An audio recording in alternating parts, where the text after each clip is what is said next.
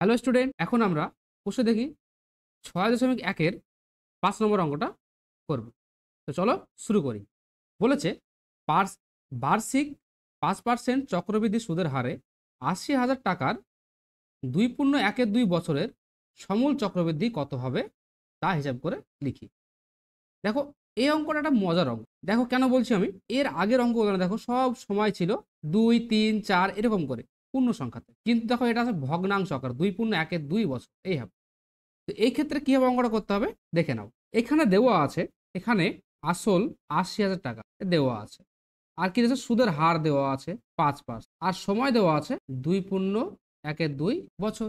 আমাকে বলছে সমূল চক্রবৃদ্ধি নির্ণয় করতে হবে, তাই না? তাহলে আমরা সমূল চক্রবৃদ্ধি যে সূত্র সেটা কিন্তু আমরা জানি কি, P into 1 plus R by 100 to the power n। এবার দেখো অন্য অঙ্কের ক্ষেত্রে এই n এর মানটা দেখো 2, 3 ছিল। সাপোজ আমি একটা উদাহরণ দিচ্ছি তোমাদের, দেখো P into 1 plus R by 100 to the power 2 আছে, ঠিক আছে?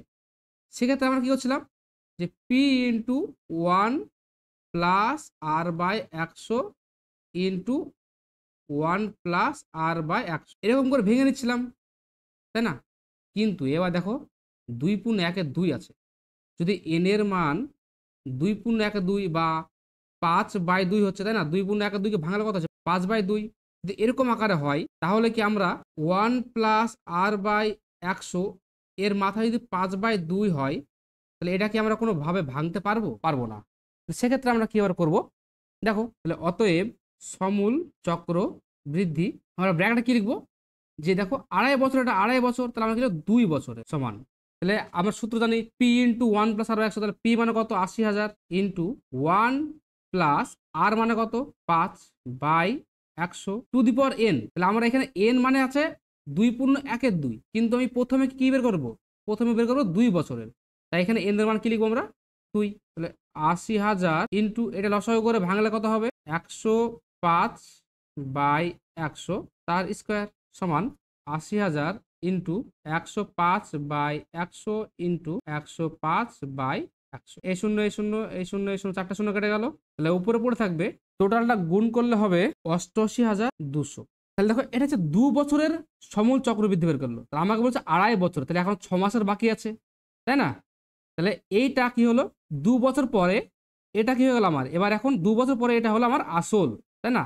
তাহলে প্রথমে আসল ছিল কত 80,000 টাকা, 2 বছর পরে আমার আসল কত হলো 88,200 টাকা। আর এই টাকার যে 6 মাস, এখন যে বাকি 6 মাস আছে, সেই বাকি 6 মাসের কি করতে হবে সুদ বের করলে হয়ে গেল।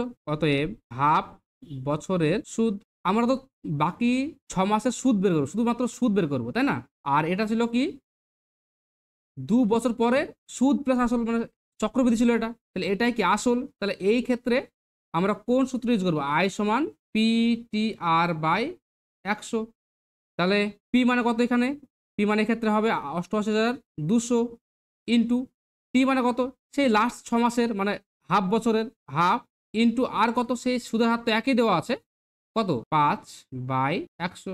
তাহলে এই শূন্য এই শূন্য এই শূন্য শূন্য কেটে গেল, 2 দিয়ে কাটলে হয় 4, 4, 1।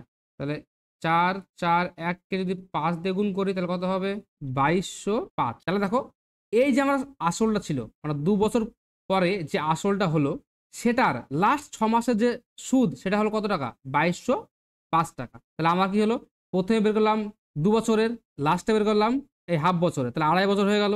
অতএব 2.1-2 বছরের সমূল চক্রবৃদ্ধি সমান 88,200 প্লাস 2205, 90,405 টাকা। 6 নম্বর অঙ্কটা দেখো, বলেছে সন্ধ্যা দেবী বার্ষিক 8% চক্রবৃদ্ধি সুদের হারে কিছু টাকা 2 বছরের জন্য ধার করে। চক্রবৃদ্ধি সুদ, দেখো এই জায়গাটা ভালো করে বুঝতে হবে। চক্রবৃদ্ধি সুদ 2496 টাকা হলে সন্ধ্যা দেবী কত টাকা ধার করেছিলেন? তাহলে তিনি যেই টাকাটা ধার করেছিলেন, তাহলে সেটা কি তার আসল বা মূলধন? সেই টাকাটা 8% হারে 2 বছর যদি রাখা হয় কোথাও, তার যে সুদ সেটা কত টাকা এটা বলে দিয়েছে। তাহলে আমাদেরকে তো ধরে নিতে হবে। ধরি তিনি টাকা ধার নিয়েছিলেন এক্স টাকা, তাহলে আমরা বলতেই পারি এক্স টাকাটাই আসল। আর সুদের হার কত দেওয়া আছে এখানে, সুদের হার হলো 8%, আর সময় দেওয়া আছে 2 বছর। আর আমাকে বলেছে কি চক্রবৃদ্ধি সুদ বের করতে হবে। কিন্তু আমরা কি নির্দিষ্টভাবে চক্রবৃদ্ধি সুদের সূত্র এখনো জেনেছি? আমরা কি জানি? সমূল চক্রবৃদ্ধি সূত্র জানি, তাই না? তা আমরা কি লিখবো? যে সমূল চক্রবৃদ্ধি সমান সূত্র কি? পি ইন্টু 1+r/100 তাহলে পি মানে এক্স, তাহলে এক্স ইন্টু 1+r/100, আর মানে কত? 8/100 এন মানে কত? 2। তাহলে এটা হচ্ছে আমার সুদ প্লাস আসল, তাই তো? এই টাকাটা হচ্ছে আমার সুদ প্লাস আসল, কিন্তু আমাকে এখানে বলেছে কি শুধুমাত্র সুদ, তাই না? তাহলে আমরা বের করে নিই। অতএব আমরা যদি এই সুদ প্লাস আসল থেকে যদি আসলটাকে বিয়োগ করে দিই তাহলে কি পেয়ে যাবো? সুদ পেয়ে যাবো, তাই না? এক্স ইন্টু 1+8/100 তার স্কোয়ার। এই সুদ আসল থেকে আমরা কি করবো? আসলটাকে বাদ, তাহলে আসল কত টাকা? এক্স টাকা, এটাকে আমরা বাদ দিয়ে দিলাম। তাহলে এটা কি সুদ, তাই না? আর আমাকে এই যে সুদটা দেখো এই কোয়েশ্চেনে বলে দিয়েছে, তাহলে আমরা এটা শর্ত মতে করতে পারি। শর্ত মতে এক্স ইন্টু 1+8/100 তার স্কোয়ার মাইনাস এক্স সমান 2496। এইবার যদি এটাকে আমরা সমাধান করতে পারি তাহলেই আমরা কি করবো? এক্স এর মানটা পেয়ে যাবো। এখানেও এক্স আছে, এখানেও এক্স আছে, তাহলে এক্স আমরা কমন নিতে পারি। এক্স কমন, তাহলে কি পড়ে থাকবে? এখানে পড়ে থাকবে 1+8/100। আমি এটা লিখতে পারি এইভাবে, লসাগু করে দিয়ে 108/100 তার স্কোয়ার, এই মাইনাস মাইনাস এক্স যদি কমন নিয়ে হয় তাহলে কি পড়ে থাকবে? এখানে 1 পড়ে থাকবে, তাই 1 সমান 2496। দেখো এক্স ইন্টু এই জায়গাটা দেখো 108/100 তার স্কোয়ার মাইনাস আমরা এই 1 আছে, এই 1 এর মাথায় যদি আমি স্কোয়ার লিখি কোনো কি প্রবলেম হবে? কোনো কি চেঞ্জ হবে? কোনো চেঞ্জই হবে না। তাহলে 1 এর মাথায় স্কোয়ার মানেও একই হবে। কিন্তু দেখো কি হয়ে গেল, এটা যদি আমি এ ধরি আর যদি বি ধরি তাহলে কি হবে? দেখো এ স্কোয়ার মাইনাস বি স্কোয়ার, তাহলে যদি এ স্কোয়ার মাইনাস বি স্কোয়ার সূত্র ফেলে তাহলে কি হবে?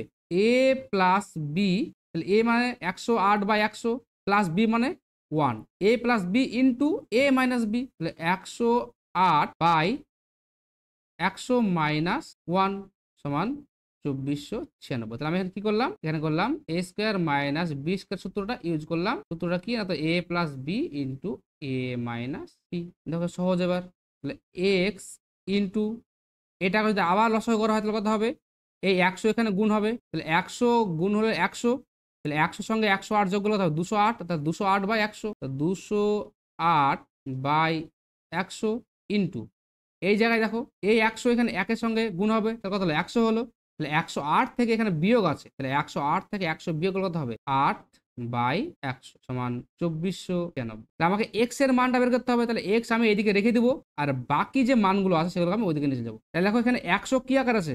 এই দুটো 100 এইদিকে ভাগ আকার আছে, তাহলে ওই সাইডে গেলে কি হবে? গুণ হয়ে যাবে। তাহলে 2496 ইন্টু 100 ইন্টু 100 বাই এই 208 ইন্টু 8, 208 ইন্টু 8। এবার কাটাকাটি করে অ্যান্সার বের করলে হয়ে যাবে। যদি আমরা 4 দিয়ে কাটি তাহলে কি হবে বলতো? এটা হবে 6 2 4 আর এটা হবে 4 2 8।